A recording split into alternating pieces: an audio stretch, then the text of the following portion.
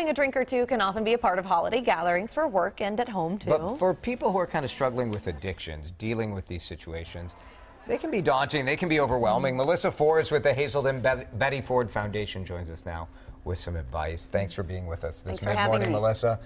It's tough, isn't it? I mean, for people who are trying to be sober, there's alcohol everywhere. But you're seeing some companies are cutting back on alcohol availability at parties, right? Yeah, it's more of a trend we're seeing with companies. Employers are so focused on their employees' health, getting them to quit smoking, getting them to exercise, that why would they encourage them to overindulge?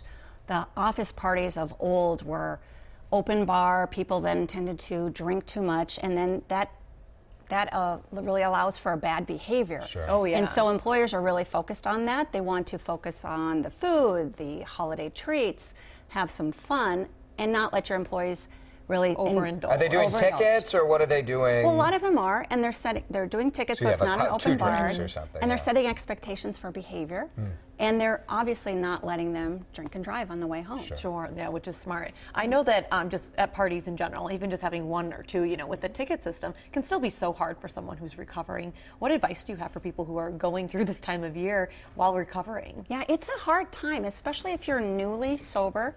During this time of year, you're going through all these new holiday parties and events for the first time without alcohol. Yeah. So I think it can be a fun time of year for people if they plan ahead.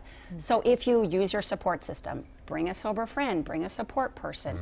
One of my favorite tips is always have a non-alcoholic drink in your hand.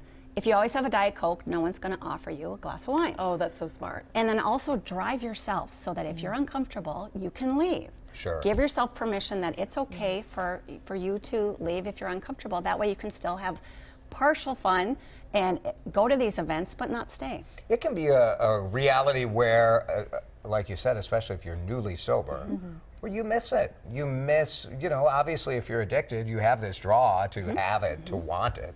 And then you go to a party and it's all the triggers all around you. How do we, as people who are not in recovery or not dealing with alcoholism or addiction, how can we be supportive in that circumstance? And that's a great question, because there are so many situations where you might have a family member coming over for a holiday event or an employee at your company coming Should we to the not holiday drink? party. I wouldn't say you don't have to not drink, but that's an option. Think about it like you have a guest who has a nut allergy. So you're probably going to have some options that are nut-free. You're going to make sure they know which items have nuts in them, and you might do a nut-free party. Same thing for having a family member come over who's not drinking. Exactly. You can make sure you've got some nice things for them to drink. Do they like ginger ale? Do they like Diet Coke? Or maybe even think about having it an alcohol-free event. Well, really good advice. Tips, Good advice, Melissa. And of course, best wishes for everyone as it's a lifelong journey. So we need to be supportive in the holidays for sure. Yeah, Thanks for coming in. Thanks.